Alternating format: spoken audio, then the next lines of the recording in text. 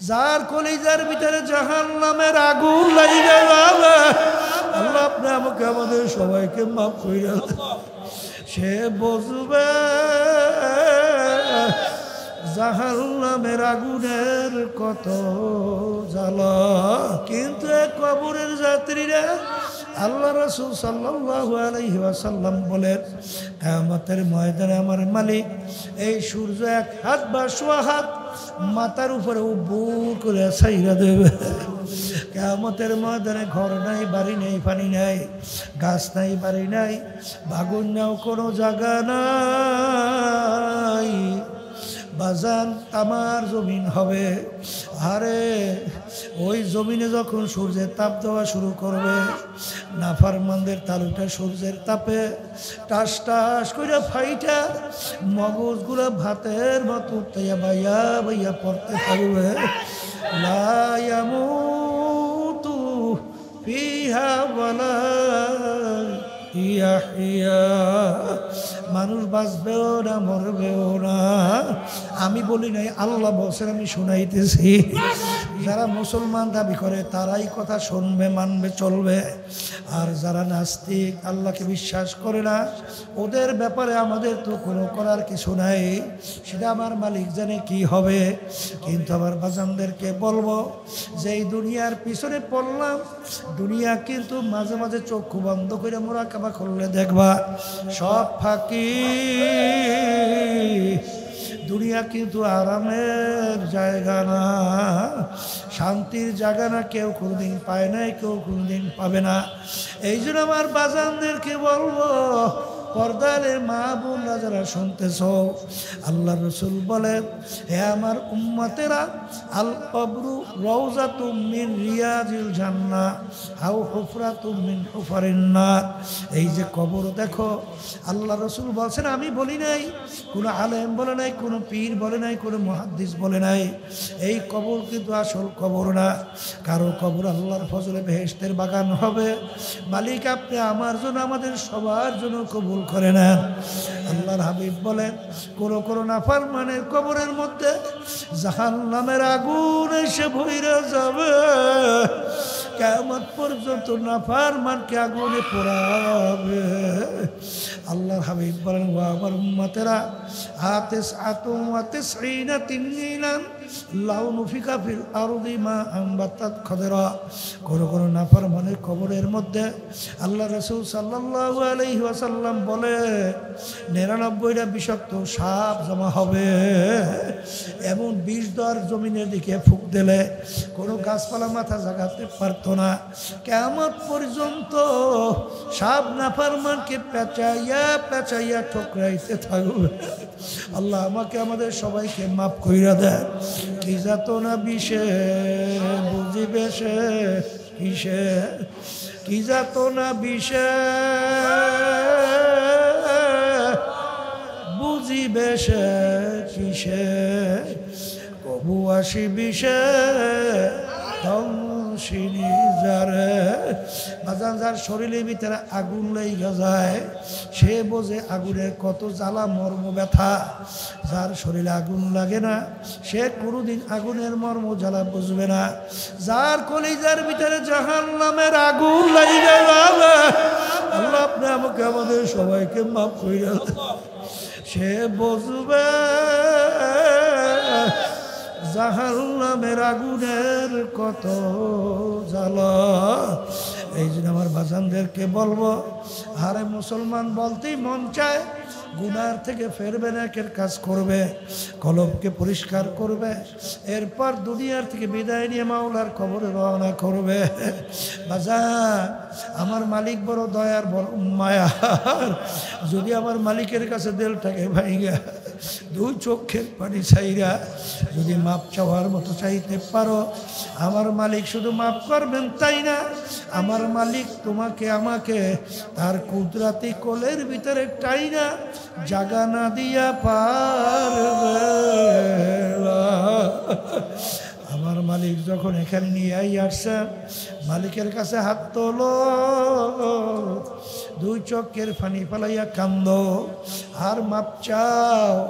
আর মালিককে বলো, মালিক যখন আপনি আমাকে ডাক দিবেন, ওয়ালাকাদ কাররামনা বানি আদম, আশরাফুল মাখলুকাত বাজান, আশরাফুল মাখলুক মানুষ হিসাবে ডাক দিয়েন। আম্মা বা'দু ফাআউযু বিল্লাহি মিনাশ শাইতানির রাজীম।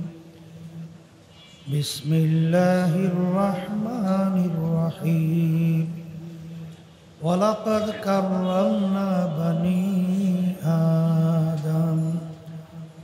وقال تعالى أولئك كالأنعام بل هم أضل صدق الله العلي العظيم। সবাই দুরূদ শরীফ পড়ি। আল্লাহুম্মা সাল্লি আলা ওয়া হাবিবিনা মাওলানা মুহাম্মদ সাল্লাল্লাহু আলাইহি ওয়া আলা আলিহি ওয়া সাহবিহি। আল্লাহুম্মা সাল্লি আলা সাইয়্যিদিনা وحبيبنا ومولانا محمد صلى الله عليه وعلى آله وأصحابه وبارك وسلم. اللهم صل على سيدنا ونبينا شفيعنا وحبيبنا ومولانا محمد صلى الله عليه وعلى آله وأصحابه وبارك وسلم. শুকরিয়া আদায় করতেছি মহান রব্বুল আলামিনের দরবারে। রব্বুল আলামিন দুনিয়ার সমস্ত কাজ থেকে বিরত রেখে এত রাত্র পর্যন্ত কষ্ট স্বীকার করে এই বেহেশতের বাগানের ভিতরে আমাদেরকে আসার, বসার, আলোচনা করার, শোনার তৌফিক আল্লাহ দান করছেন। শুকরিয়া তার সবাই বলে আলহামদুলিল্লাহ। অনেক লোকের কানে মাহফিলে দাওয়াত পৌঁছার পরে অনেকের সুযোগ থাকা সত্ত্বেও মাহফিলে আসে নাই। আবার তালাশ করলে দেখবেন বহু দূর থেকে কষ্ট স্বীকার করে আমার অনেক ভাইরা মাহফিলে পাগলের মতো সুইটে চলে আসছে। মান জাদ্দা ওয়াজাদা, যে যেই জিনিস পাওয়ার জন্য চেষ্টা করে ওই জিনিসে পাইয়াও যায়। আমার আব্বাজান দাদাজান চরমনের জমিনে ঘুমায় আসছে। আব্বাজান বলতেন, দিনী মাহফিলে প্রথম থেকে শেষ পর্যন্ত থাইকে বাড়ি বিদায় হয়ে চলে গেলে আমল নামার মধ্যে কমপক্ষে হলেও 50 লক্ষ নেকির কম জমা হতেই পারে না। নিয়াত যাদের সহি, আল্লাহকে রাজি খুশির উদ্দেশ্যে যারা আসছি, রব্বুল আলামিন আমল নামার ভিতরে লক্ষ লক্ষ নেকিও দান করবে। এত নেকি পাওয়া যাবে জানার পরেও আশেপাশে রাস্তাঘাটে, দোকানে, বাজারে, ঘরে অনেক আমার ভাইরা দুনিয়ার বিভিন্ন গল্পের মধ্যে লিপ্ত। কেউ টেলিভিশন সাইরা ড্যান্স গানে লিপ্ত, কেউ বিভিন্ন হারাম কাজের ভিতরে টাসের আড্ডায়, মদের আড্ডায়, জুয়ার আড্ডায়। সুযোগ ছিল মাহফিলে আসতে পারত না। আসার কারণ হিসাবে আব্বাজান রহমাতুল্লাহি আলাই বলতেন, বুঝের অভাব। বুঝ কেমন জিনিস? ওমর ফারুক রাদিয়াল্লাহু তাআলা আনহু প্রথম অবস্থায় কাফেরদের অন্তর্ভুক্ত ছিল। কাফেরদের ভিতরে মিটিং হইতেছিল। আল্লাহ রসুল সাল্লাল্লাহু আলাইহি ওয়াসাল্লামের মাথা মুবারক কে কাইটা নিয়ে আসতে পারবেন না, আউযুবিল্লাহ, তাকে 100 লাল উট পুরস্কার দেওয়া হবে। আউযুবিল্লাহ। কেউ সাহস পায় না। ওমর ফারুক রাদিয়াল্লাহু তাআলা আনহু খাপ থেকে তরবারি বের করে দাঁড়ায় গেছিল আল্লাহর হাবিবের মাথা কাটার জন্য 100 লাল উট পুরস্কার পাওয়ার আশায়। মাঝখানে কি ঘটনা হয়েছে আমরা অনেকেই জানি। অল্প সময়ের ব্যবধান আল্লাহ রাব্বুল আলামিন এমন বুঝ তাকে দান করলেন, অল্প সময়ের ব্যবধানে সে ইসলামের পক্ষের একজন নেতা হয়ে গেছে। একটু আগে যখন আল্লাহর হাবিবকে কতল করার জন্য রওনা করছিলেন, তখন যার চক্ষু হাত পাও যেভাবে ছিল, একটু পরে যখন ইসলামের পক্ষে নামছিল তখন কিন্তু একই ছিল, পরিবর্তন হয় নাই। কিন্তু একটা জায়গায় পরিবর্তন হওয়ার কারণে তার জীবনের চলার পথ সম্পূর্ণ ভিন্ন হয়ে গেছে। সেই পরিবর্তনের জায়গার নাম হলো কলব। এক কথায় যার কলব ভালো সেই মানুষটাই ওয়ালাকাদ কাররামনা বানি আদম, সমস্ত সৃষ্টির ভিতরে শ্রেষ্ঠ। আর যেই মানুষটার কলব খারাপ হয়ে যায় ওই মানুষটা আল্লাহ বলছেন কুত্তা শিয়াল শুয়ারের চেয়েও খারাপ হয়ে যায়। আপনারা দেখছেন যে এক শ্রেণীর মানুষ এই বছর খানেক কিছুদিন আগে পরে আশরাফুল মাখলুকের মানুষের বুকের ভিতরে গুলি করতে দ্বিধা করত না। আবার এক শ্রেণীর কিন্তু মানুষ তখন এই মানুষকে কেন হত্যা করে এই জন্য জানের ঝুঁকি নিয়ে রাস্তায় নামছিল। কথা ঠিক না? তাহলে বোঝা গেল দুটোটাই কিন্তু আকার সুরাতে সিরাতে মানুষ, কিন্তু দুই মানুষের ভিতরে অনেক বুঝের পার্থক্য। কথা ঠিক কিনা? এই বাংলাদেশের এখনো জেলখানার ভিতরে আছে না নরপিশাচ, 1000 মানুষকে নাকি নিজের হাতে গুলি করে মারছে, তাও আবার মাথার কাছে পিস্তল নিয়ে ঠেকাইয়ে তারপর গুলি করত। যখন জিজ্ঞাসা করা হলো কেন, বলে যখন মাথার কাছে নিয়ে গুলি করি যখন রক্ত এবং মগজ সেইটে ওঠে আর আমার হাতে লাগে তখন আমার ফিলিংস বাড়ে। এটাও তো মানুষের সুরাতে বাংলাদেশেও আছে না নাই? তাহলে বোঝা গেল মানুষের সুরাত আকৃতি হইলে মানুষ হওয়া যায় না। মানুষ কাকে বলে?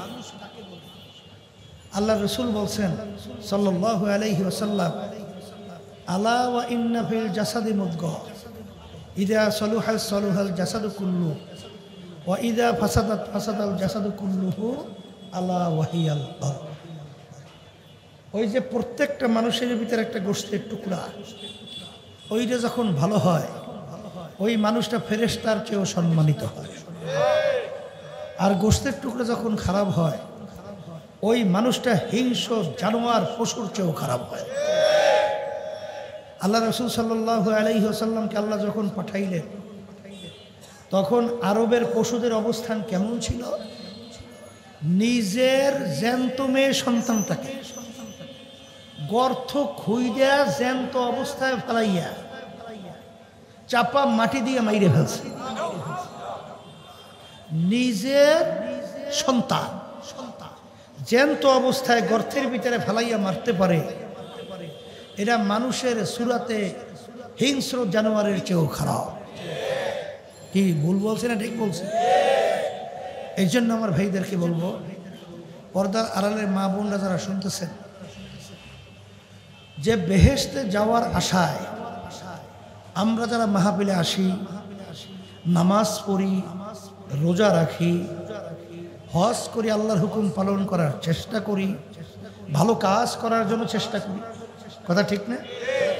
এই বেহেশতে যাওয়ার জন্য আল্লাহ রাব্বুল আলামিন কিন্তু শর্ত লাগাইছেন, ইল্লা মান আতাল্লাহা বিকলবিন সালিম, ভালো পরিষ্কার স্বচ্ছ কলব ছাড়া আমার পবিত্র বেহেশতে জায়গা হবে না।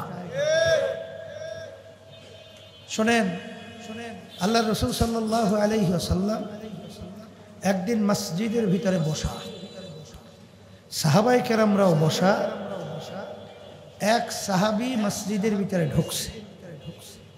আল্লাহ রসুল সাল্লাল্লাহু আলাইহি ওয়াসাল্লাম তাকে ইঙ্গিত করে বলছিলেন, তোমরা যদি বেহেশতি লোক দেখতে চাও, তাকে ইঙ্গিত করে বলছিলেন দেখে নাও। এরকম 3 দিন সাহাবায়ে কেরাম দেখেন একই ব্যক্তির ব্যাপারে আল্লাহ রসুল সাল্লাল্লাহু আলাইহি ওয়াসাল্লাম বেহেশতে সুসংবাদ দিতেছেন, ব্যক্তি একজন।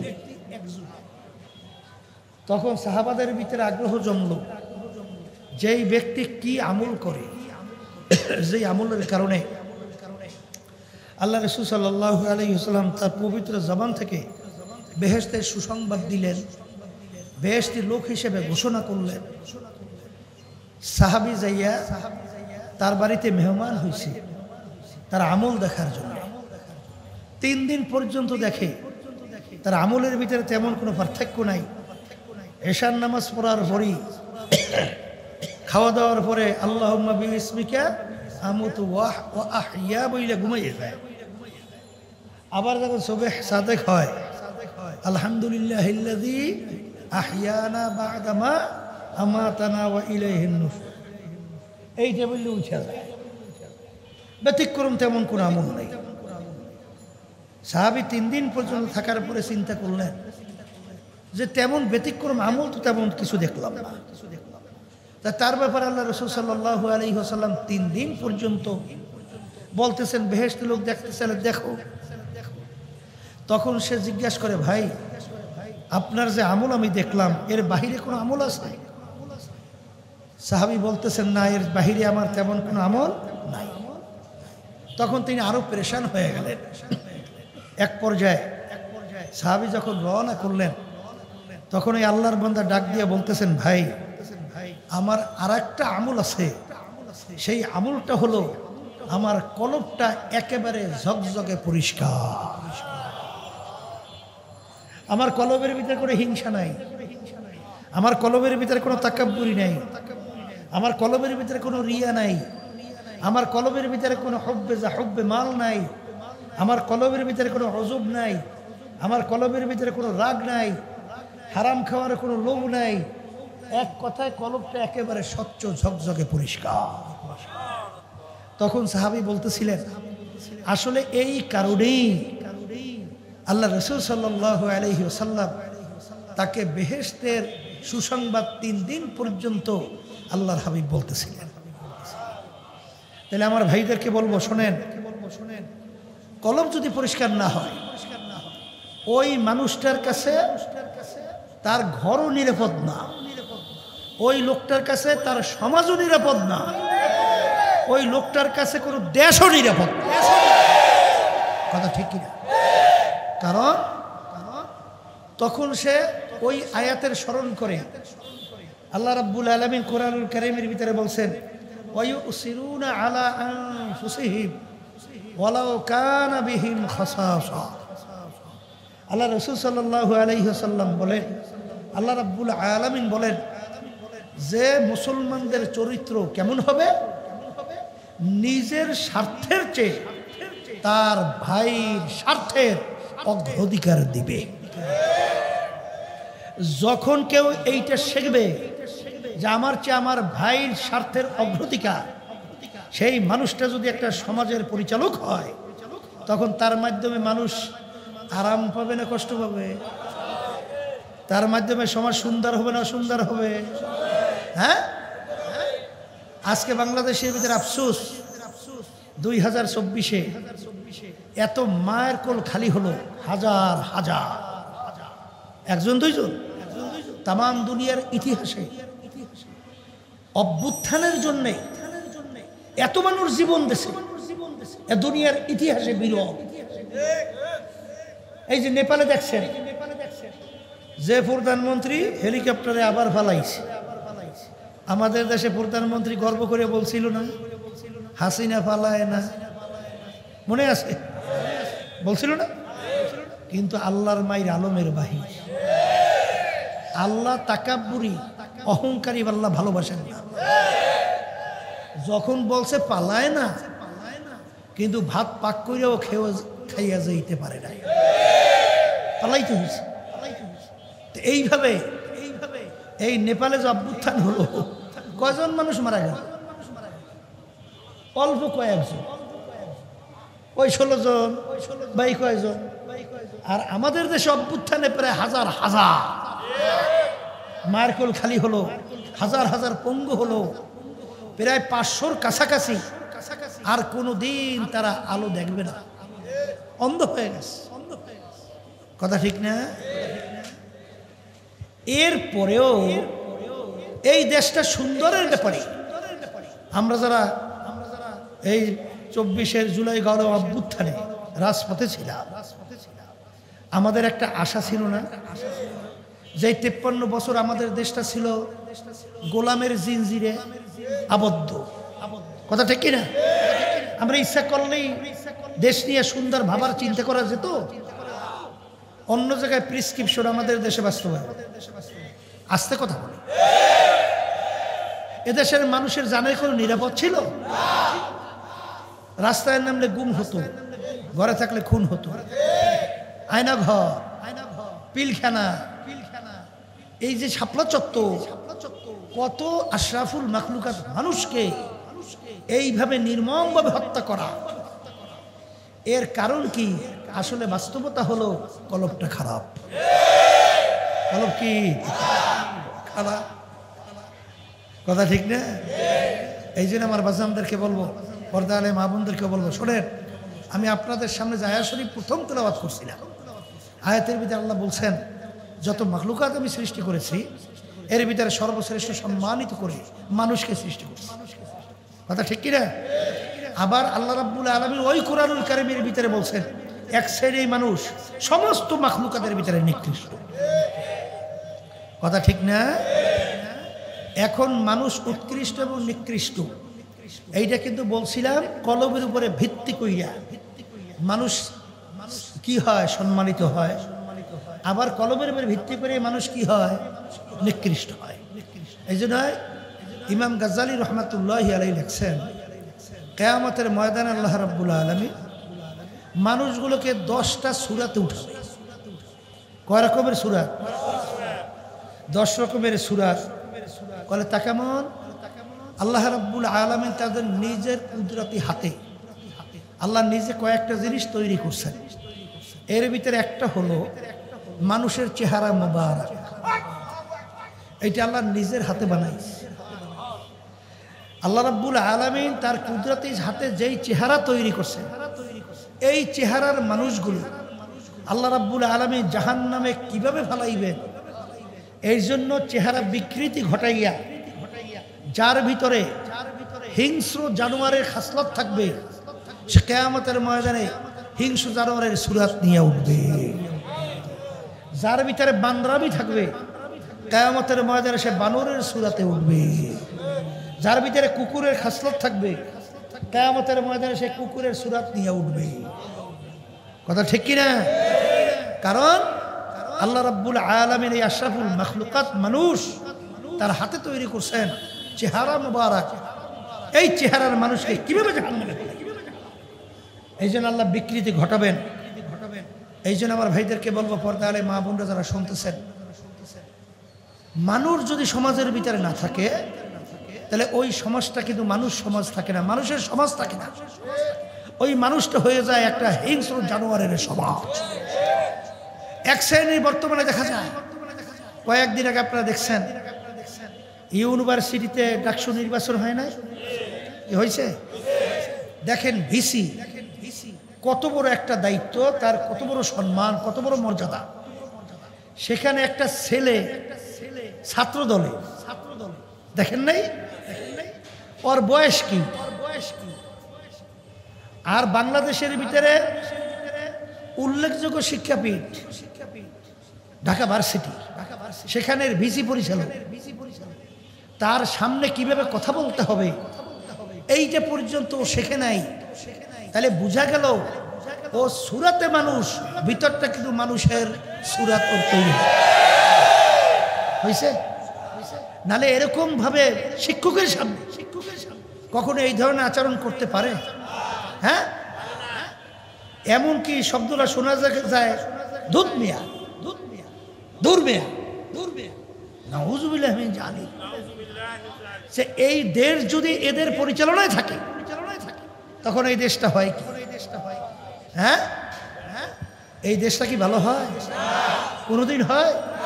ওই সেদিনকার একজন ব্রিগেডিয়ার জেনারেল, সে আমাকে বলতেছিল, বড় বাংলাদেশের ভিতরে উল্লেখযোগ্য বড় ডাক্তার, সে বলতেছিল, হুজুর ছোটবেলায় ছাত্ররা আমরা যখন ছিলাম তখন আমাদের আদব, আমাদের আখলাক চরিত্র কি ছিল, আর এখন আমরা দেখছি এই শ্রেণীর মানুষকে মানুষ ভয় পায়।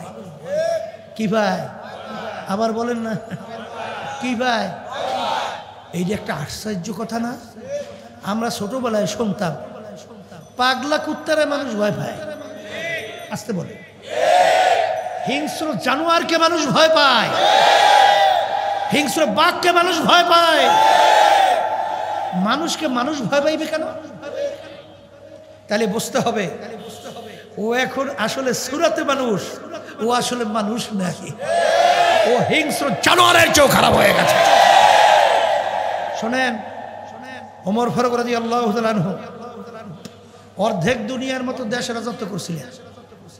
বাংলাদেশের মতো প্রায় 200 মতো দেশ, এই বাংলাদেশ 200টা বাংলাদেশ একত্রিত করলে যেই পরিমাণ হয়, ওমর ফারুক রাদিয়াল্লাহু তাআলা আনহু এত বড় দেশের রাজত্ব করছিলেন। দেখেন তিনি খুতবা দিতেছিলেন মসজিদের মধ্যে, এক সাধারণ মুরব্বী সে দাঁড় হয়ে বলতেছেন, আমির আপনার খুতবা আমরা শুনবো না এই প্রশ্নের উত্তর না দেওয়া পর্যন্ত। চিন্তা করে দেখছেন, অর্ধেক দুনিয়ার রাজত্ব যে চালায় তার খুতবা বন্ধ করে দেয়, প্রশ্নের উত্তর চাই। কি প্রশ্ন? আমির বললেন, কি প্রশ্ন? বলে, আমির আপনার গায়ে যে আমি জামা দেখছি, এই জামা তো রিলিফের কাপড়ের জামা। রিলিফের কাপড় আমিও পাইছি, আপনিও পাইছেন। আমার কাপড় দিয়ে তো আমার পুরা জামা হয় নাই, কিন্তু আপনার কাপড় দিয়ে পুরা জামা হইল কিভাবে? অর্থাৎ বুঝাইতে চায় যে আপনি ক্ষমতায় ছিলেন, কাপড় বেশি নিছেন। কথা বুঝেন? এই আল্লাহর বান্দারা, আমির খুতবা বন্ধ করে বসে বসে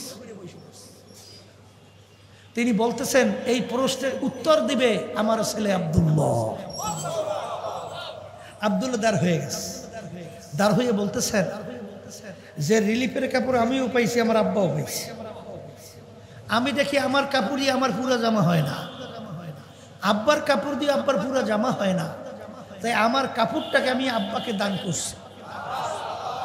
এখন ওই দুইটা কাপড় মিলিয়া আমার আব্বার সুন্দর একটা জামা হয়েছে। এর নাম হলো মানুষ। আর বর্তমানে ঠিকমতো চাঁদা না দিলে পাথর মাইরে মারে। এই অফিসের টাকা যদি ভাড়া আনতে যায় মালিক, নির্মম ভাবে তাকে এইভাবে পিটাই হত্যা করে। সাংবাদিকরা যখন সত্য সংবাদ প্রকাশ করে তখন তাদেরকে বাইরে ফেলায়।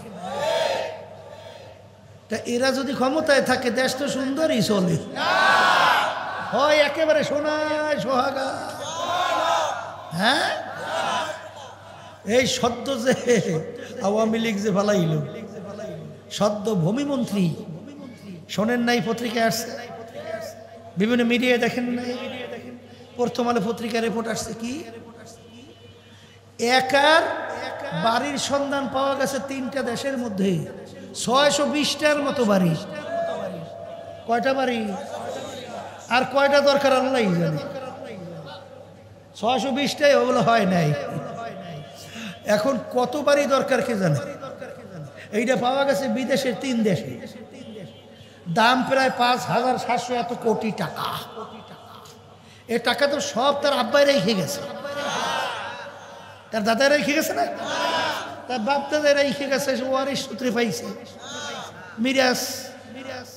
হ্যাঁ, ওই টাকাই তো বিদেশে বাড়ি করছে 620।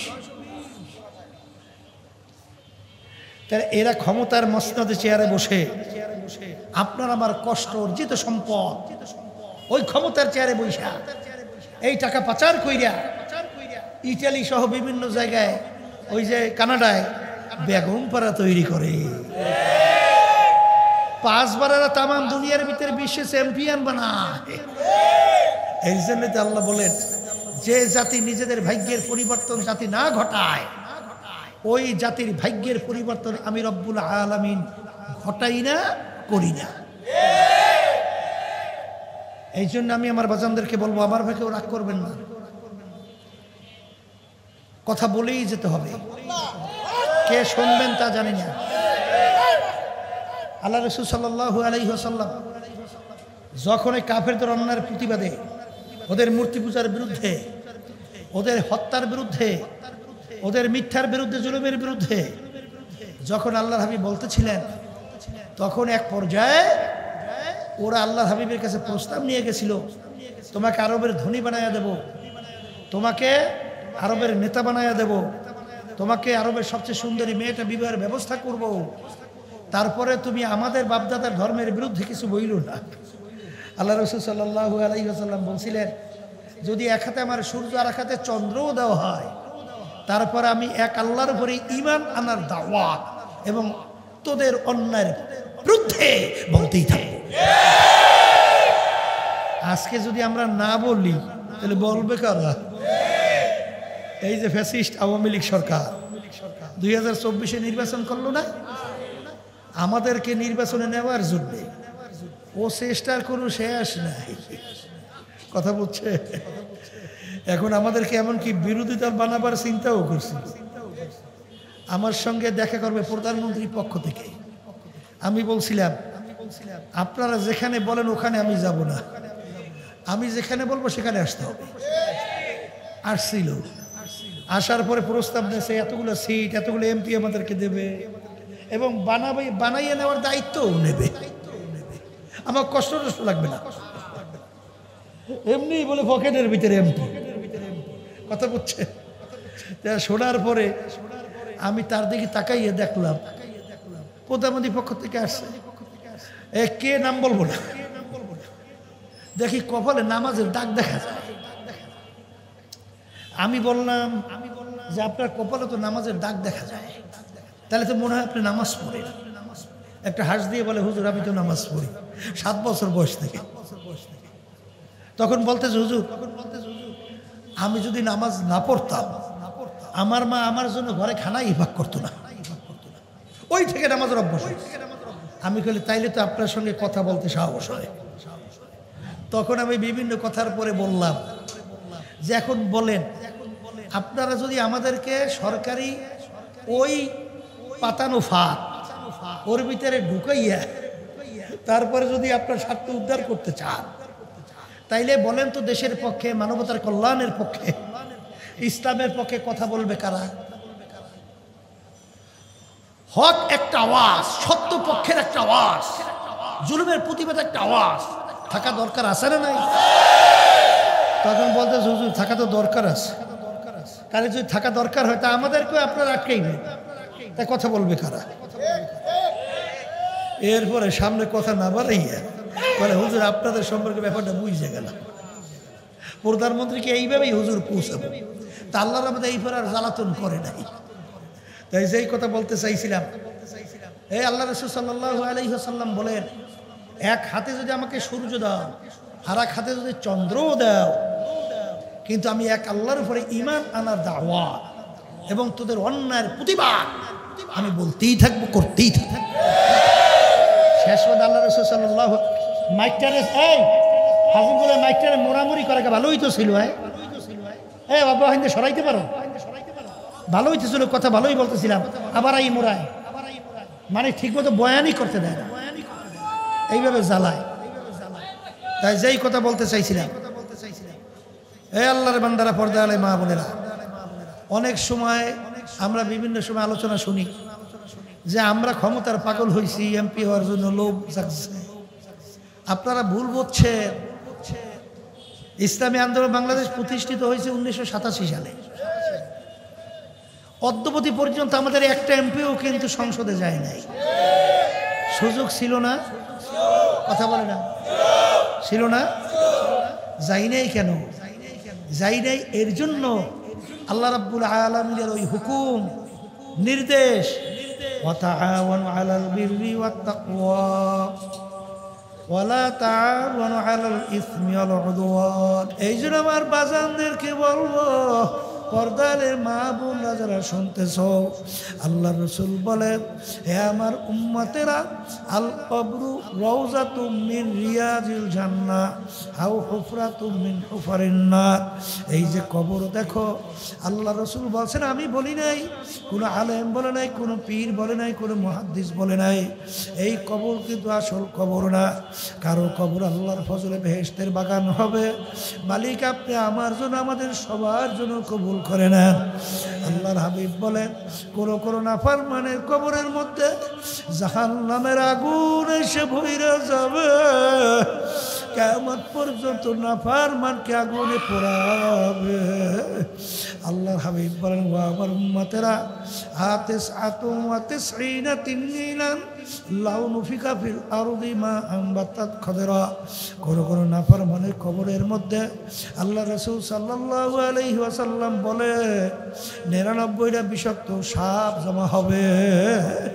এমন বিষ দর জমিনের দিকে ফুঁক দিলে কোনো গাছপালা মাথা জাগাতে পারতো না। কিয়ামত পর্যন্ত সাপ নাফরমানকে পেঁচাইয়া পেঁচাইয়া ঠোকরাইতে থাকবে। আল্লাহ আমাকে আমাদের সবাইকে মাফ কইরা দেন। কি যাতনা বিষে বুঝিবে সে কিসে, কি যাতনা বিষে বুঝিবে সে কিসে, কবু আসি বিষে ধ্বংসিনী যারে। বাজান যার শরীরের ভিতরে আগুন লেগে যায়, সে বোঝে আগুনের কত জ্বালা মর্ম ব্যথা। যার শরীরে আগুন লাগে না, সে কোনোদিন আগুনের মর্ম জ্বালা বুঝবে না। যার কলিজার ভিতরে জাহান্নামের আগুন লেগে যাবে, আল্লাহ আপনি আমাকে আমাদের সবাইকে মাফ কইরা দেন। সে বুঝবে জাহান্নামের আগুনের কত জ্বালা। এই জন্য আমার বাজানদেরকে বলবো, আরে মুসলমান বলতেই মন চায়, গুনার থেকে ফেরবে না, একের কাজ করবে, কলবকে পরিষ্কার করবে, এরপর দুনিয়ার থেকে বিদায় নিয়ে মাওলার কবরে রওনা করবে। বাজান, আমার মালিক বড় দয়ার, বড় মায়ার। যদি আমার মালিকের কাছে দিলটাকে ভাইগা দুই চোখের পানি চাইরা যদি মাপ চাওয়ার মতো চাইতে পারো, আমার মালিক শুধু মাফ করবেন তাই না, আমার মালিক তোমাকে আমাকে তার কুদরাতি কোলের ভিতরে টাইনা জাগা না দিয়া পারবে। আমার মালিক যখন এখানে নিয়ে আসছেন, মালিকের কাছে হাত তোলো, দুই চোখের পানি ফালাইয়া কান্দো, আর মাপ চাও। আর মালিককে বলো, মালিক যখন আপনি আমাকে ডাক দিবেন, ওয়ালাকাদ কাররামনা বানি আদম, আশরাফুল মাখলুকাত বাজান, আশরাফুল মাখলুক মানুষ হিসাবে ডাক দিয়েন।